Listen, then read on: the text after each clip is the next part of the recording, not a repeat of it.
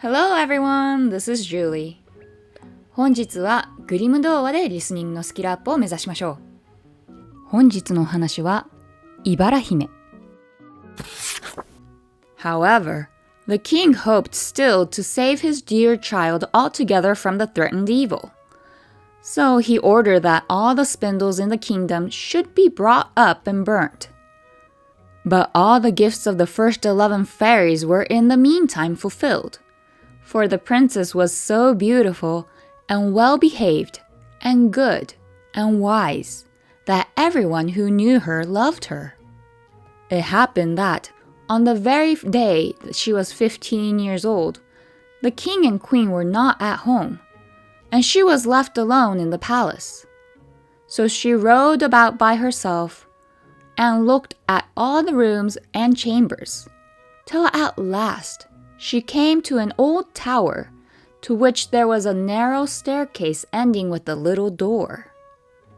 In the door, there was a golden key, and when she turned it, the door sprang open, and there sat an old lady spinning away very busily.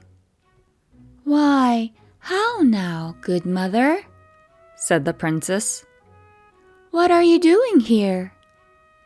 "Spinning," said the old lady, and nodded her head, humming a tune while buzz went the wheel.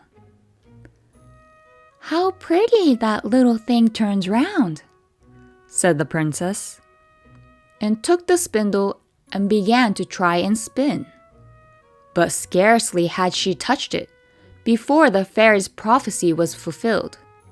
The spindle wounded her, and she fell down lifeless on the ground.However, she was not dead, but had only fallen into a deep sleep. And the king and the queen, who had just come home, and all their court fell asleep too. And the horses slept in the stables, and the dogs in the court, the pigeons on the housetop, and the very flies slept upon the walls. Even the fire on the hearth left off blazing and went to sleep.The jack stopped, and the split that was turning about with a goose upon it for the king's dinner stood still. And the cook, who was at the moment pulling the kitchen boy by the hair to give him a box on the ear for something he had done amiss, let him go, and both fell asleep. The butler, who was slyly tasting an ale, fell asleep with the jug at his lips.And thus, everything stood still and slept soundly. A large hedge of thorns soon grew around the palace, and every year it became higher and thicker, till at last the old palace was surrounded and hidden, so that not even the roof or the chimneys could be seen.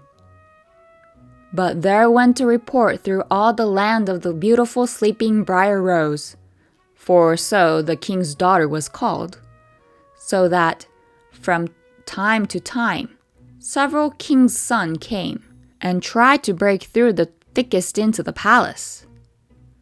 This, however, none of them could ever do, for the thorns and bushes laid hold of them, as it were with hands, and there they stuck fast and died wretchedly.